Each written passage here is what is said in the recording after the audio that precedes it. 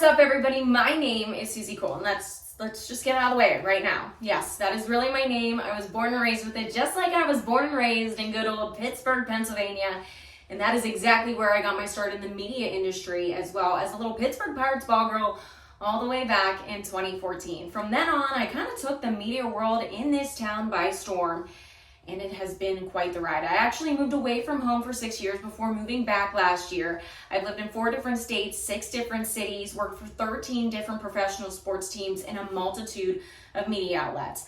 I've ran social media, I've written feature stories, I've edited graphics, videos, ran entire stadiums on top of being in front of the camera as a digital host, sideline reporter, pregame host, host of a show, play-by-play, analyst work, you name it, I've probably done it. Outside of work, you do have to have a life. Now, I did grow up an athlete, so I still love working out. I still love just going home and watching sports, specifically baseball. However, outside of that, I love the time that I get with my friends, my family. If I'm new to a town, I will go out and try any restaurant. I will go and try to meet whoever I can meet just to make new friends and new memories in a new town. Nothing scares me. My other love, passion, hobby is hanging out with my 4-year-old cat named Muffin. We're pretty much inseparable. I'm shocked that she's not in here right now, but I love spending my Sundays with her on the couch, reading a book, watching football. If I were to present a product, it's either going to be beauty, fashion, or something in the workout world, or probably something pretty fun, because fun is my middle name, and I love fashion, and I love seeing the new and latest trends. So there you go. That's a little bit about me. Look, when you were growing up, you probably had a couple of dreams as a kid. My first one was to be on camera. I made that happen. I just wanted to talk to people for a living, and after the last 11 years, I've done a pretty good job at that. My second was to be a detective, which, I'll be honest with you, not a single soul wants me out there solving their cold case or trying to solve their cold case right now. But something that has helped ignite that dream, make it come to life a little bit in the last year, boom, baby. We're looking at a murder mystery puzzle game that is kind of like Sudoku called Myrtle. I was so obsessed with Volume 1, I went and bought Volume 2. And let me tell you all about this. So yes, like I mentioned, if you like Sudoku, it is literally murder mystery, Sudoku, all combined. Whenever you open up this book, you're confused. You're like, how the heck am I gonna solve these puzzles? Well, don't worry, it takes you step by step. And of course, as you go throughout the book, it gets a little bit harder. So while we open it, you see here, you have your suspects.